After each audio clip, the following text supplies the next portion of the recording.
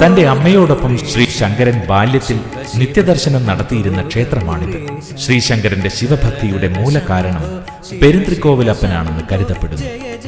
പാഴൂർ ക്ഷേത്രത്തിലെ ഒട്ടനവധി കാര്യങ്ങൾ ഐതിഹ്യവുമായി ബന്ധപ്പെട്ടിരിക്കുന്നു.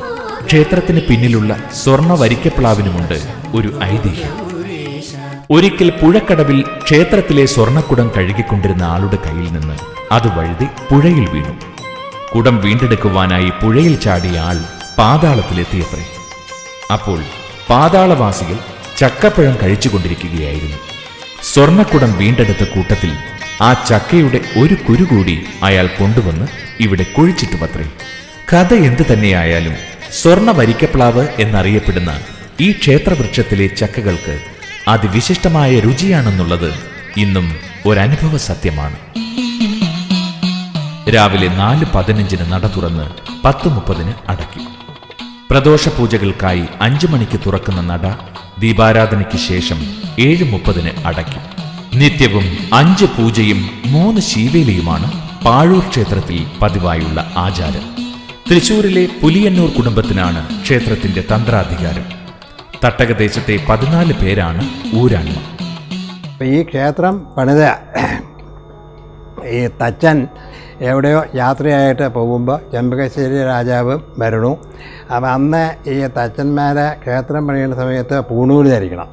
ഇദ്ദേഹം വളരെ യോഗ്യനായിട്ടുള്ളൊരു തച്ചനായിരുന്നു. അപ്പോൾ ഇദ്ദേഹത്തിനെ കണ്ടപ്പോൾ ഒരു ബ്രാഹ്മണനാണ് എന്ന് കരുതി ചെമ്പകശ്ശേരി രാജാവ് എനിയിട്ട് വന്ദിച്ചു. അടുത്ത് വന്നപ്പോഴാണ് തച്ചനാണെന്ന് മനസ്സിലായത്.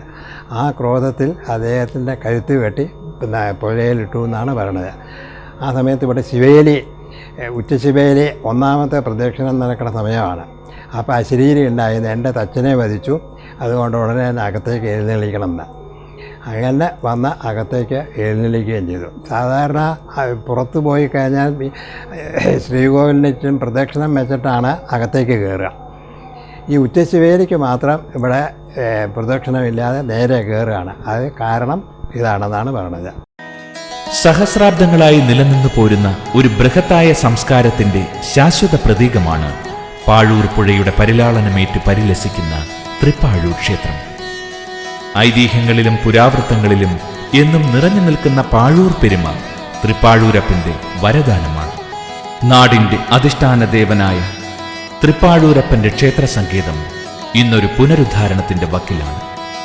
പണ്ട് വടക്കു നിന്ന് വന്ന ഒരു നമ്പൂതിരി തന്റെ ആയുസ്സിന് അറുതി വരാതെ കാത്ത തൃപ്പാഴൂരപ്പന് ഉപകാരസ്മരണയായി ക്ഷേത്രം പുനരുദ്ധാരണം ചെയ്ത് നൽകി എന്നൊരു പഴമൊഴിയുണ്ടായിരുന്നു.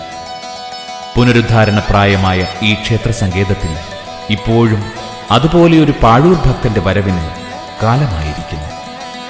ഭക്തിയും വിശ്വാസവും കലയും പുരാണവും ഐതിഹ്യ കഥകളും അലകളായൊഴുകുന്ന ഈ സംസ്കാര വാഹിനിയുടെ തീർത്ഥക്കരയിൽ നിന്ന് തൃപ്പാഴൂരപ്പനെ ഒരു വട്ടം കൂടി വണങ്ങിക്കൊണ്ട് ക്ഷേത്രായനത്തിന്റെ ഈ എപ്പിസോഡ് ഇന്നിവിടെ പൂർണ്ണമാവുകയാണ്.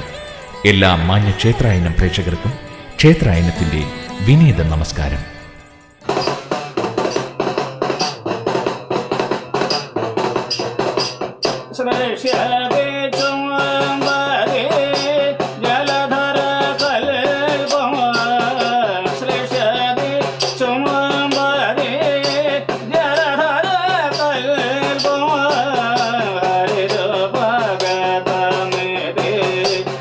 मेरा मनल